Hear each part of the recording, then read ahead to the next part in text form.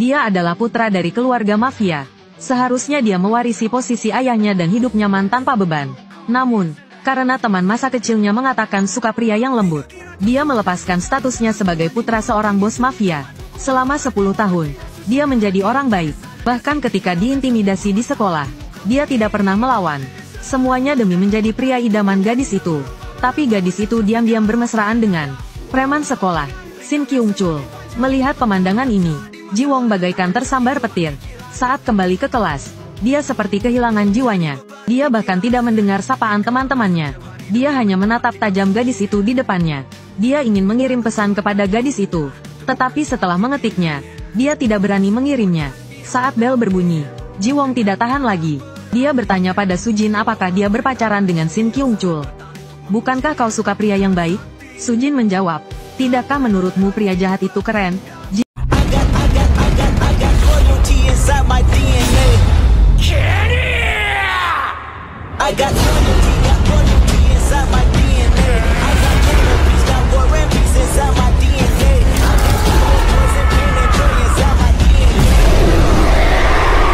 Won teringat saat ayah Sujin sering mabuk, dan memukulinya setiap kali mabuk. Ji Won selalu diam-diam menemaninya. Dia mendengar Sujin berkata bahwa ketika besar nanti, dia ingin menikahi pria baik seperti Ji Won. Karena kata-kata inilah Ji Won menjadi orang baik selama 10 tahun. Tapi sekarang, dia tidak lagi menyukai pria yang lembut. Ji Won meraih tangan Sujin. Sebenarnya aku jahat, darahku mengalir darah penjahat. Ayahku adalah bos geng beruang api. Dan aku punya banyak anak buah. Hanya dengan satu kata, aku bisa membuat orang yang menggangguku lenyap dari sini. Mendengar kata-kata Ji Won, Sujin tertawa. Kau mengkhawatirkan aku. Makanya kau menjelek-jelekkan dirimu sendiri, kan? Kau memang teman yang baik. Melihat itu, Ji Won tidak berkata apa-apa lagi.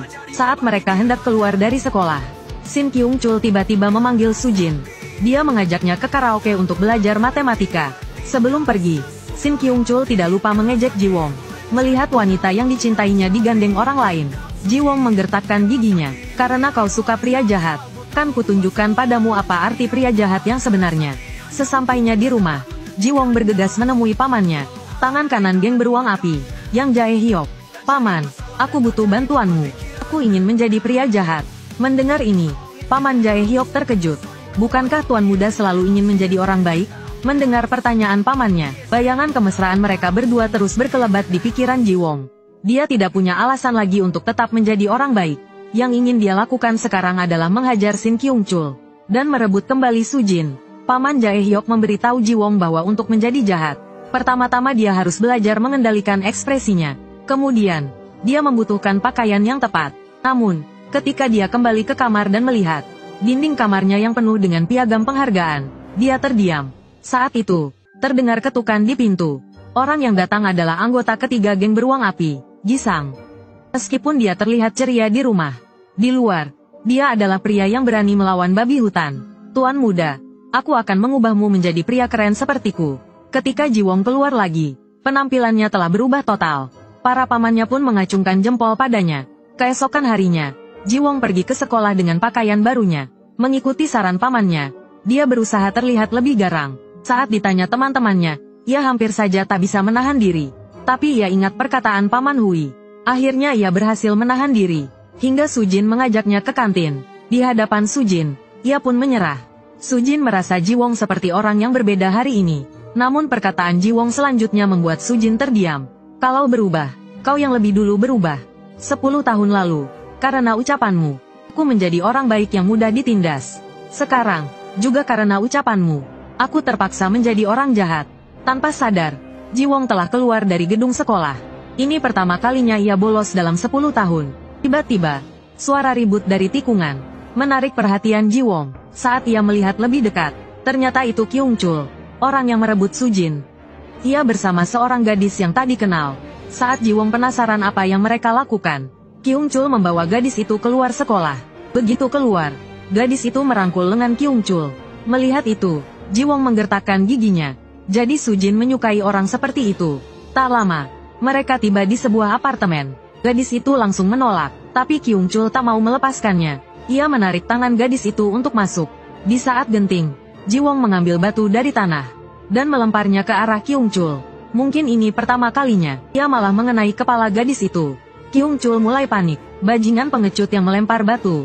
Keluar kau, Ji Wong tak menghiraukannya, ia malah mengambil batu lagi dan melemparnya. Kali ini tepat mengenai dahi Kyung Chul. Melihat itu, Ji Wong menarik Yi Ji dan lari. Mereka berlari 10 km baru berhenti. Untuk menebus kesalahannya, Ji Wong membeli plester dan memberikannya pada Yi Ji. Tiba-tiba Kyung Chul menelepon.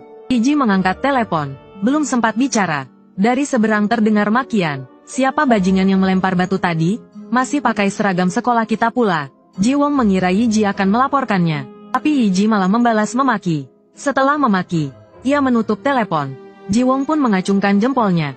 Dalam suasana tegang itu, mereka menjalani kencan pertama mereka. Sekembalinya di sekolah, ia diberitahu teman-temannya bahwa ia ketahuan bolos oleh wali kelasnya, dan disuruh ke ruang guru.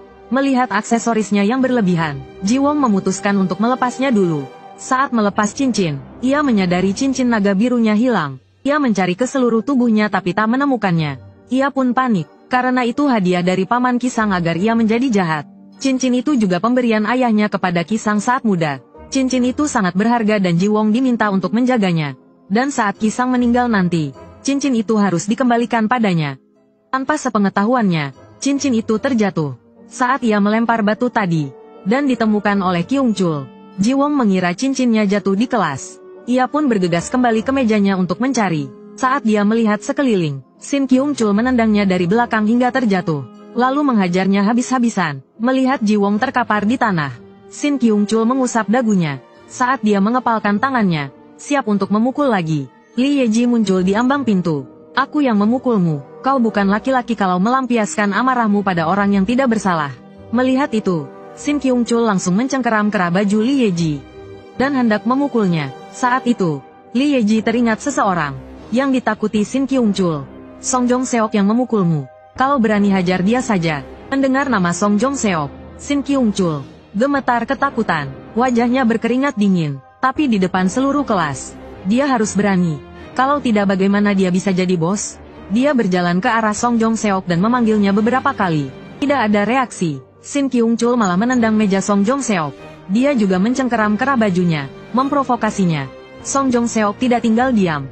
Dia membalas dengan tangan besinya. Hanya dengan sedikit tenaga, Shin Kyung Chul gemetar kesakitan. Dia berusaha melepaskan tangan Song Jong Seok. Rasa sakit di lengannya membuatnya mengertakkan gigi. Sebelum pergi, dia meninggalkan ancaman. Tunggu saja kau. Lalu dia menghampiri Kang Ji Wong, mencengkeram kepalanya. Postur anak itu mirip si pecundang ini. Tapi si pecundang ini tidak punya nyali seperti itu.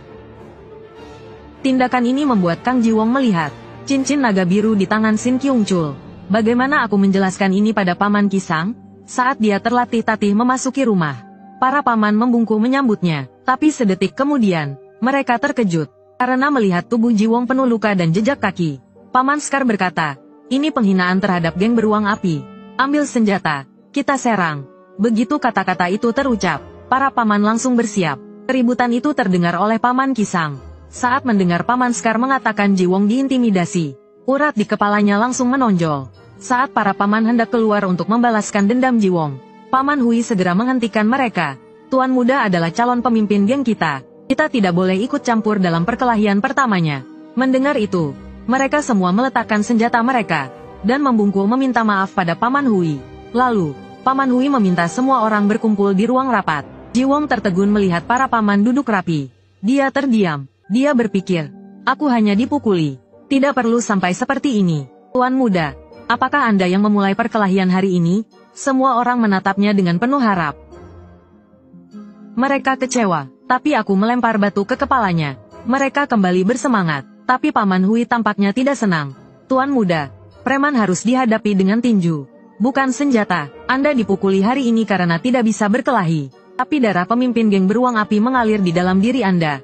Dengan sedikit latihan, dia pasti akan menjadi lebih kuat. Prasyarat latihan adalah membiasakan Ji Wong untuk menang. Kata-kata Paman Kosuk selanjutnya membuat Ji Wong tercengang. Tuan muda, untuk memulai latihan, Anda harus memukul seseorang yang lebih lemah dari Anda. Bagi Ji Wong, yang telah bersikap baik selama 10 tahun, ini bukanlah hal yang mudah. Melihat Ji Wong yang malu, Paman Gisang menghiburnya. Tuan muda, Anda harus terbiasa memukul orang yang lebih lemah dari Anda. Kami juga melalui hal yang sama. Saat itu, Paman Kosuk menambahkan, Tuan Muda, Gisang benar. Kami percaya pada Anda. Semua orang menyemangatinya. Keesokan harinya, saat Jiwong bersiap untuk sekolah, tiba-tiba Paman Gisang memanggilnya. Tuan Muda, Anda harus memasukkan kemeja ke dalam celana. Setelah merapikan pakaiannya, Jiwong bergegas keluar. Tanpa diduga, sesampainya di sekolah, dia dipanggil oleh wali kelas ke ruang guru. Pamannya dijuluki Madong Seok dari negara Ha. Siapapun di tangannya seperti semut kecil. Bekas luka di antara alisnya adalah bukti pertarungannya dengan babi hutan. Siapapun yang memprovokasinya akan disingkirkan oleh tangan besinya. Tapi hari ini Jiwong harus membawanya ke sekolah. Karena wali kelas ingin memanggil ayah Jiwong. Jiwong takut ayahnya akan menggantikan posisi wali kelas. Jadi dia meminta pamannya untuk datang sebagai gantinya. Karena ayahnya adalah pemimpin geng beruang api. Dengan anak buah yang sebanding dengan Liu Huaqiang. Saat wali kelas melihat Paman Gisang, dia hampir pingsan. Dengan gemetar, dia membawanya ke kantornya. Teh Tiewanyin terbaik segera disajikan. Dan mengatakan bahwa Jiwong akhir-akhir ini agak bermasalah di sekolah. Pamannya mendengar dan sangat puas. Membuat wig wali kelas terlepas karena ketakutan. Wali kelas buru-buru mengatakan Jiwong adalah siswa teladan. Tiba-tiba, ekspresi pamannya berubah. Kau bilang Jiwong bukan anak bermasalah? Melihat itu, wali kelas buru-buru mengatakan ada masalah. Dan masalahnya cukup serius. Setelah mendengar itu, pamannya tersenyum puas. Kemudian dia pamit dan pergi. Dalam perjalanan pulang, pamannya tiba-tiba bertanya pada Jiwong apakah dia menjaga cincin naga biru yang dia berikan. Agar pamannya tidak curiga, Jiwong berbohong dan mengatakan cincin itu ada di kamarnya. Tapi yang tidak diketahui Jiwong adalah, kemarin pamannya baru saja berpapasan dengan Sin Kyung-chul. Dan langsung melihat cincin naga biru di tangannya. Tapi melihat Sin Kyung-chul dan Jiwong mengenakan seragam sekolah yang sama. Dia mengira dia adalah teman Jiwong. Jadi dia tidak mempersulitnya. Sekarang pamannya tahu Sin Kyung-chul bukanlah teman Jiwong, melainkan orang yang menindas Jiwong. Keesokan harinya, pamannya pergi ke sekolah dengan marah. Dia melihat seseorang yang sangat mirip Sin Kyung-chul. Pamannya meraihnya, tetapi ternyata dia salah orang. Tapi dia memikirkan kata-kata Paman Kosuk sebelumnya. Tuan Muda adalah tulang punggung masa depan kita. Jangan ikut campur dalam urusan kecil. Lalu dia pergi. Di sisi lain, Sin Kyung-chul sedang memamerkan cincin naga biru yang dia temukan kepada dua anak buahnya. Si rambut pirang mengatakan benda itu kira-kira harganya 2 juta won. Dan dia bisa membantu Sin Kyung-chul menjualnya. Hanya dengan sedikit biaya jasa. Sin Kyung-chul langsung setuju tanpa pikir panjang. Karena dia sangat membutuhkan uang untuk membeli sepeda motor. Tapi dia tidak tahu cincin itu akan membawa banyak masalah baginya. Keesokan harinya, si rambut kuning membawa Sin Kyung-chul ke sebuah pegadaian. Agar terlihat lebih dewasa, Sin Kyung-chul memakai baju kakaknya. Melihat pegadaian yang kumuh itu, Sin Kyung-chul agak enggan masuk. Didorong oleh si rambut kuning. Mereka berdua akhirnya masuk ke pegadaian. Namun yang mengejutkannya, pemilik toko itu ternyata adalah Paman Gisang. Si rambut kuning ketakutan dan gemetar. Suara pintu rolling door yang tertutup terdengar dari luar. Selanjutnya adalah waktu Paman Gisang beraksi. Sin Kyung-chul gemetar ketakutan. Dia mengira si rambut kuning telah mengkhianatinya. Dan berteriak ingin mengembalikan cincin itu kepada Paman Gisang. Paman Gisang tidak menghiraukannya. Malah sambil memegang kenakel duster, dia berkata kepada Sin Kyung-chul bahwa sebentar lagi mungkin akan sedikit sakit. Sebelum Sin Kyung-chul sempat bereaksi, Paman Gisang meninjunya. Pukulan itu hampir membuatnya pingsan. Lalu, Paman Gisang menjambak rambutnya dan berkata, jaga baik-baik cincin itu untukku. Bosnya akan mencarimu. Kalau kau berani menjualnya ke orang lain, ku bunuh kau. Sin Kyung-chul segera mengiyakan. Tetapi karena melihatnya masih muda dan tidak tahu cara merapikan rambut, Paman Gisang memutuskan untuk merapikannya. Sin Kyung-chul hampir menangis terharu. Di sisi lain, Jiwong baru saja pulang ke rumah dan mendapati semua pamannya membungkuk dengan kepala menghadap ke lantai. Jiwong mengira telah terjadi sesuatu. Ketika dia melihat ke dalam, ternyata ayahnya telah kembali. Alasan para paman di depan pintu membungkuk seperti itu adalah karena Jiwong dipukuli di sekolah. Ayahnya menghukum mereka. Dia juga dengan marah mengatakan kepada Jiwong jika dia tetap lemah seperti ini, dia tidak akan menganggapnya sebagai anak lagi. Setelah mengatakan itu, ayahnya pergi tanpa menoleh ke belakang. Dia membenci ayahnya yang jahat dan juga membenci kelemahannya sendiri. Paman Wok memberitahu Jiwong jika dia memiliki sesuatu yang ingin dilindungi, maka dia harus memiliki kekuatan untuk melindunginya. Jiwong yang duduk di tempat tidur teringat Sujin. Karena Sujin adalah orang yang ingin dia lindungi. Saat itu juga dia akhirnya memutuskan, dia akan menerima pelatihan dan menjadi kuat. Para paman merasa senang mendengarnya. Paman Wuk menyerahkan pelatihan khusus kepada Paman Gisang. Dalam perjalanan ke tempat latihan, Paman Gisang sekali lagi menanyakan tentang cincin naga biru. Kali ini Jiwong tidak berbohong. Dia mengatakan bahwa dia secara tidak sengaja menghilangkannya dan ditemukan oleh Sin Kyungchul. Paman Gisang mengatakan dia bisa membantu mengambilnya kembali, jika Tuan Muda mengizinkan. Meskipun sebelumnya Jiwong sangat ingin pamannya menghajar Sin Kyungchul untuknya. Mendengar hal ini, Paman Gisang terharu dan memeluk Jiwong. Tuan Muda, akhirnya kau sudah dewasa. Selanjutnya adalah latihan dasar 3 item. Item DY. D angkat beban. Tes kedua, bench press tanpa beban. Tapi, Ji Xiong bahkan tak bisa mengangkat bar kosong. Hal ini membuat Paman Gisang sedikit kesulitan. Z tes terakhir, deadlift. Saat ini, Paman Gisang sudah tidak memiliki harapan apapun pada Ji Xiong. Namun, detik berikutnya, Ji Xiong menyelesaikannya dengan mudah. Melihat hal ini, Paman Gisang menambahkan beberapa beban untuk Ji Xiong. Tanpa diduga, Ji Xiong tetap menyelesaikannya dengan mudah. Ji Xiong berkata ini sangat mudah, dan dia bisa menambah beban lagi. Hal ini membuat Paman Gisang terdiam. Mungkinkah Tuan Muda? Kemudian, dia mengajak Ji Xiong untuk adu panco. Suka dengan cerita ini? Klik tombol like, komen, share dan subscribe. Nantikan cerita seru lainnya. Terima kasih.